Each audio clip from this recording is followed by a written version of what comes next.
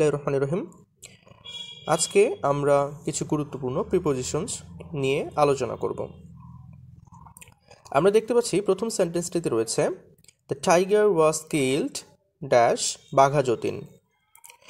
এখানে যদি কোনো প্রাণী কোনো ব্যক্তির দ্বারা হত্যা করা হয়, অর্থাৎ ডুয়ার যদি বোঝায়, তাহলে প্রিপোজিশন বাই ব্যবহৃত হবে।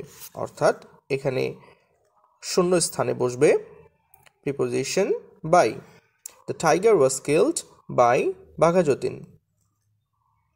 কিন্তু যদি কোনো ইনস্ট্রুমেন্ট দ্বারা বোঝায়, তাহলে সেখানে প্রিপোজিশন উইথ বসবে। যেমন Rahim killed the snack with a stick. অর্থাৎ যদি কোনো ব্যক্তি কোনো প্রাণীকে হত্যা করে, তাহলে সেখানে বাই বসবে। যদি কোনো ইনস্ট্রুমেন্ট যেমন স্টিক দ্বারা যদি কোনো প্রাণীকে হত্যা করা হয়, তাহলে উইথ প্রিপোজিশন বসবে। এরপর রয়েছে put the book dash the table. কোনো কিছুর উপরে স্পর্শ অবস্থায় যদি কোনো কিছু রাখা হয়, তাহলে অন প্রিপোজিশন বসে। Put the book on the table. এরপর দেখতে পাচ্ছি the fan is moving dash his head. যদি কোনো বস্তু উপরে গতিশীল অবস্থায় থাকে, তাহলে ওভার প্রিপোজিশন বসে। The fan is moving over his head. আবার উপরে বোঝাতে কোনো বস্তু যদি স্থিতিশীল অবস্থায় থাকে, তাহলে এবাভ প্রিপোজিশন বসে। যেমন the sky is above our head. এরপর দুটি গুরুত্বপূর্ণ প্রিপোজিশন রয়েছে, বিসাইড এবং বিসাইডস। কখন বিসাইড বসে এবং কখন বিসাইডস বসে।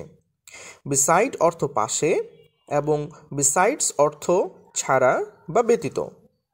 যেমন 6 নম্বর উদাহরণে আমরা দেখতে পাচ্ছি রয়েছে sit dash me. Sit beside me, আমার পাশে বসো। এখানে বিসাইড প্রিপোজিশনের অর্থ হচ্ছে পাশে। পরের সেন্টেন্সটিতে দেখতে পাচ্ছি রয়েছে he knows English dash Bengali. সে ইংরেজি জানে বিসাইডস বেঙ্গলি, বাংলা ছাড়াও। এরপর দুটি গুরুত্বপূর্ণ প্রিপোজিশনস রয়েছে বিটুইন এবং এমং।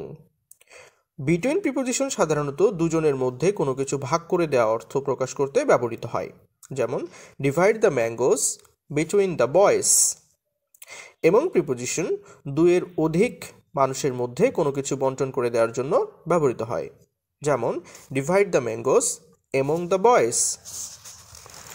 দিক বোঝাতে টু প্রিপোজিশন ব্যবহৃত হয়, অর্থাৎ গতিশীল দিক বোঝাতে টু প্রিপোজিশন ব্যবহৃত হয়। যেমন he is going to the school.